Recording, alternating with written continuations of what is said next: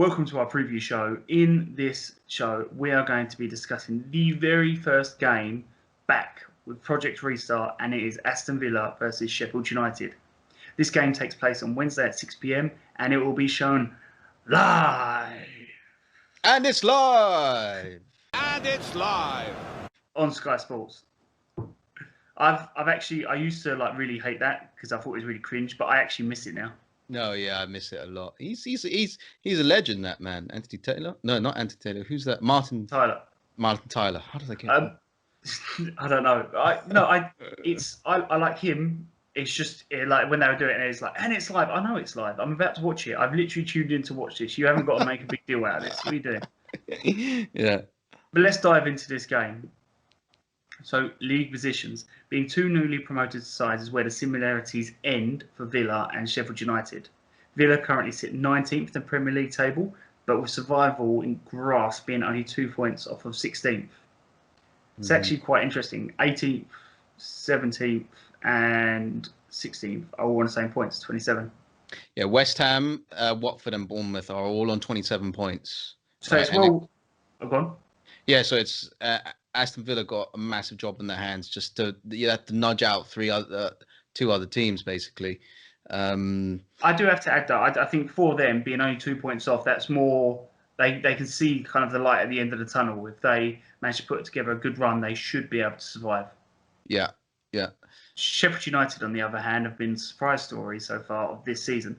Chris Wilder's overlapping centre-back sitting 7th place, with European football in their sights, being just 2 points of a potential Champions League 5th place. And who could blame them to aim for the Champions League? Yeah, no, I mean, if they win this game, they'll be 5th, which is like it's just dreamland for a newly promoted side in Sheffield United. But they deserved it. I think Chris Wilder had a few interviews, and he was telling all of his players that you've worked so hard to get to this position. You got to work even harder to make sure, because this opportunity may never come again for them ever. So I think he's motivating his players in the right way. I just want to quickly add is because I think a trap that a lot of people fall into with clubs like Wolves and Sheffield United, as they are the two that are up there at the moment, they're like, oh yeah, they could get Europe, they could get Europa League. You know what? They should. And I'm not saying they're not, but I think people's perception should be a little bit different. Why the f*** should they go for the Champions League? Yeah. No, yeah, definitely. If Chris Wilder gets Champions League, do you think he should be the next England manager? He would deserve it. Multiple promotions, and then suddenly to the Champions League. I know I'm digressing, but I don't know. Do you want Harry Maguire bombing down the wing? I do kind of want to see it. I do want to see an England manager in tracksuit somehow as well. Like, I'm happy for Gomez to do it because he's kind of got the physique where he looks like he could play anywhere on the pitch. But Maguire, the size of the head, he's a centre back. Yeah, it'll take forever for him to get back.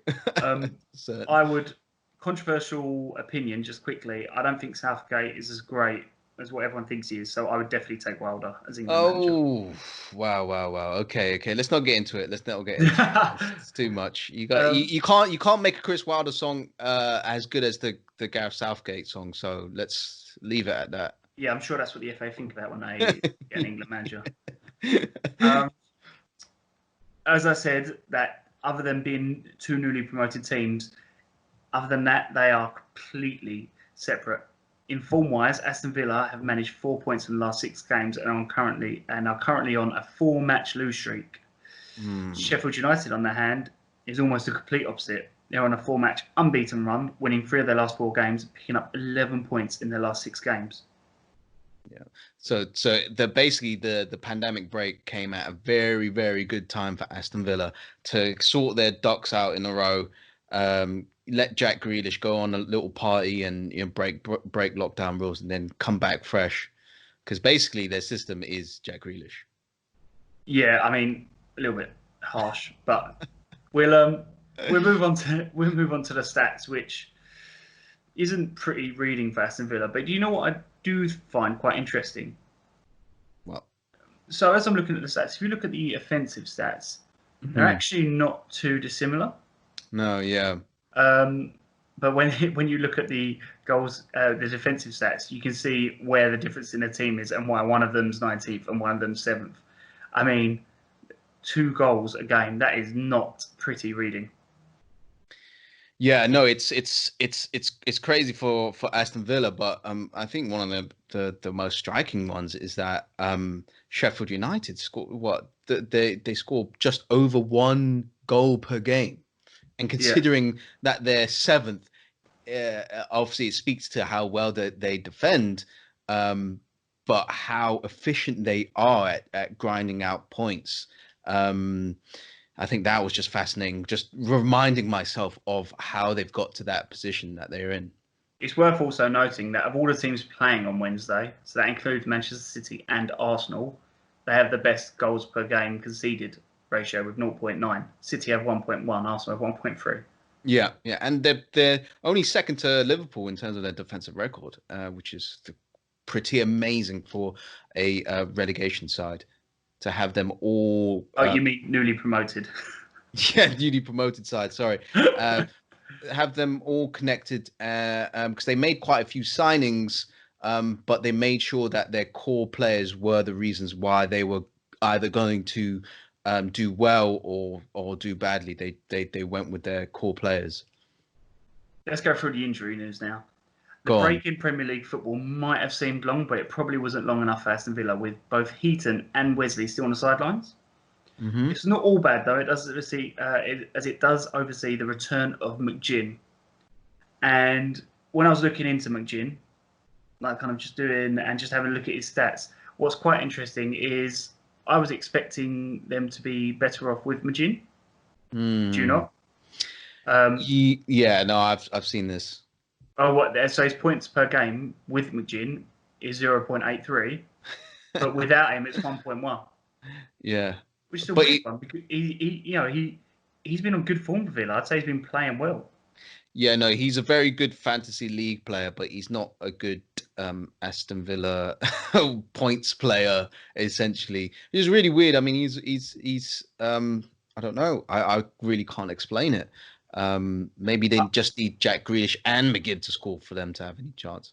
I mean, it could just be the case of they signed a lot of players in the summer transfer window, and as much as I think they've got a lot of good players, they don't seem to be much of a team, and so there's not a lot McGinn can do about that. Hmm. But Um, they'll be happy that he's back. He played 30 minutes in a friendly against West Brom, so he would be in contention for maybe 60 minutes, maybe. yeah, they would be very happy with that. For Sheffield United, no news is good news, as their physio can have a few weeks off, as they currently have 0 injuries. Hmm. Shall we go through what that means for the lineup? Yes, yes, let's go for it. Okay. I apologise. This is on my phone because I'm a moron, and that's how I've done it. Aston Villa with Heaton still being out. I've gone with Rayner. Pepe Reina. Yeah. Um, right back, Gulliver, Mings and Engels at the back, and Target on the left. Mm-hmm. I really wasn't sure whether or not to have the wing backs maybe part of midfield, but that's essentially what they are like um, to complete that back four. Now, I know you said he might be fit for 60 minutes, but I have a sneaky feeling McGinn might be thrown straight back into the starting lineup. Yeah, if they're desperate in the relegation zone, I think they'll throw anything. They'll throw Yeah, anything. it'll be a midfield three. With in midfield with McGinn will be Nakamamba. I think I actually said that right. Mm, And I was struggling because I weren't sure whether it would be Houlihan or Louise, and I've gone with Louise. I think it'll be Louise as well. Because I think that'll provide just that little bit more protection for their midfield, and I think they're going to need that with high-flying Sheffield United. He's played the most out of the two as well. Yeah, El Ghazi, Hmm. Samatta. I don't know why I struggled with that. That's quite an easy name. I apologise, Samatta. That's quite easy name to say. Samatta and Grealish will be the 3 up front. Obviously, Yeah, with Grealish on the left, he's got that free role and he's just going to go wherever he wants. yeah. So it's good that you have Nakamba and Louise to basically track back and cover the position for Jack Grealish, who is the solo act for Aston Villa. But so you're going for 4-3-3. I do recall, the cup game against Leicester, they played a 3-4-3 as well, which was quite a famous tactic where they beat Leicester City. That is something I thought they might use as well, but they've gone with a tried and tested 4-3-3 throughout the season. So yeah, I feel like with Mitchin returning, they might try and finally hit a rich, try and get a system together that they can actually start using and consistently use and get used to, and hopefully try and get some wins together to try and get them climb out the relegation zone.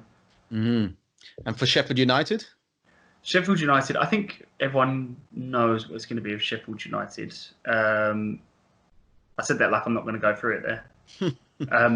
So you've got Henderson in goal. You've got Baldock and Stevens as the fullbacks.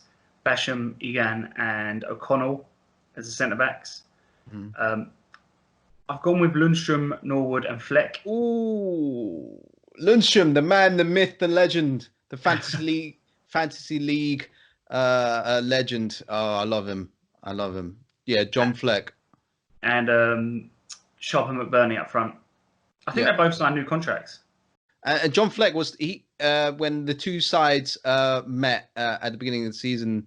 It was Sheffield United ran out 2-0 winners, and it was John Fleck who got a brace that game. So maybe he can do something similar on Wednesday. Yeah, I think Sheffield United. I mean, they haven't really hid kind of what their system is and kind of what their starting lineup is. I think you know what you're getting with them, but it's just they do it so well. Yeah, all of their defenders, all of their midfielders, they work tirelessly. I think that's unfair. I think the whole team work incredibly hard. Yeah, they do, but especially that midfield.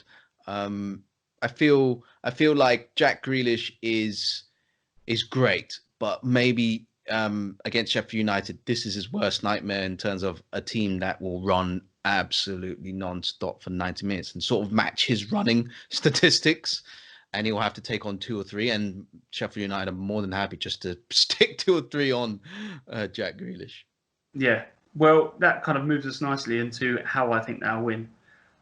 So for Aston Villa, I'm sorry, I know it seems a bit unfair, but the truth of the matter is when Aston Villa have won, Jack Grealish has been on top form.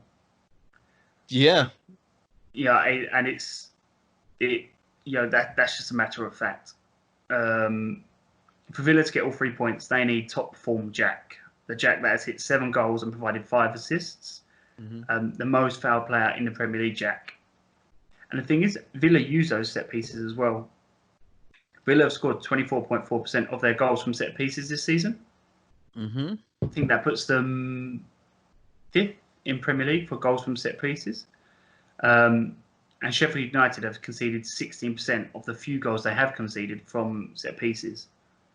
Now, I know that doesn't seem like a massively high percentage, but with Sheffield United having the second best defence in the Premier League, chances will not come by easy. And I think the best way for Villa to try and get that goal will probably be for a set piece. I just don't see them breaking them down. Other than Jack Grealish just pulling out worldies. Yeah, or McGinn, don't forget that filthily delicious volley he did. I can still watch that every time, and it's that goal is so good by McGinn. That volley is one of them where you can't watch it once. He pings it so nicely. But yeah, I really do think Sheffield United have been so good defensively, and Villa haven't been good offensively. So chances are really going to be few and far between. So I think their best chance to score will be set pieces, and they need set pieces, and they need to take those chances when they arise. For Sheffield United, Wilder has taken the Premier League by storm with his team and their overlapping centre-backs. As mentioned above, they concede very few goals. They work very hard, but what's impressed me more than anything is how efficient they've been. They have the 4th lowest average possession, but they managed to carve out 50 big chances. Just to give you a little taste of what that is, they're creating a big chance every 221.5 passes. Man City is 239.5. Liverpool 254.1. That is incredible. That is pretty damn incredible. Like they Credit are to really, them. yeah, and I think it's all down to Wilder and the players like kind of fully taking on Wilder's vision, but to create more chances per pass, like they're quite happy to concede possession, but they know they're going to work hard, and when they get the ball, they know what they're going to do with it, and they create these chances. Yeah. It's almost, it seems like they're waiting for you to make a mistake and they'll just swarm you after that. It really is incredible. I couldn't believe how, like, not the fact that they beat Man City and Liverpool with that, but they did it quite a margin. But put simply, what do Sheffield United have to do to win? And what I've narrowed it down to is Sheffield United. Some of Sheffield United's biggest attributes have been how hard they work and the cohesion in the team. Everyone knows their job. Everyone does their job well. And the big test they face is throughout the whole campaign up till the break. He rotated it a little bit, but as I say, everyone knew their job. Everyone worked hard. Everyone did their job, and everyone knew what everyone else was doing. It really was incredible, and they've just had an unprecedented break in the Premier League season. Mm-hmm. If they can pick up where they left off, I think they'll win, and they'll win big. Yeah. But that is a big question. Can they pick it up from where they left off? So what do you think the score's going to be? You want my prediction now? Yeah. 3-0 Sheffield United. Wow. I'm taking, just to add, for all of my predictions going forward for this season, I'm completely removing home and away bias. Yeah. Okay. I do think Sheffield United will win. The only thing I was thinking is like, oh, Sheffield United don't score a lot of goals. They really don't. So I was going for like something, a narrow victory, like 1-0 or 2-1 or something like that. And because teams are finding their way back to fitness, maybe it'll be a bit of a struggle for them to, score more goals than their average. But I think, Sheffield United, their core strength is their defending. They just don't concede at all. But then I started looking at Aston Villa, and they concede at a crazy rate, absolute crazy rate. So I don't know. I to and fro. I think a draw is possible, but I think Sheffield United, because they're more cohesive, because they have the better team ethic, and I think they're more motivated. I think they'll run out winners here, 2-1. That's my prediction. Yeah, the reason I was going to go 2-0, the reason I went 3-0, because the way I see it playing out, I think Sheffield United will take their chances. They will go 1 or 2 up. And I see there maybe being a late goal for Sheffield United as Aston Villa are trying to get a goal back. Yeah. But that's it. That is it. That is the preview for Aston Villa and Sheffield United. I cannot wait. Comment on your predicted lineups. Tell us how you think the game's going to go and what's your predicted score. And subscribe, for God's sake.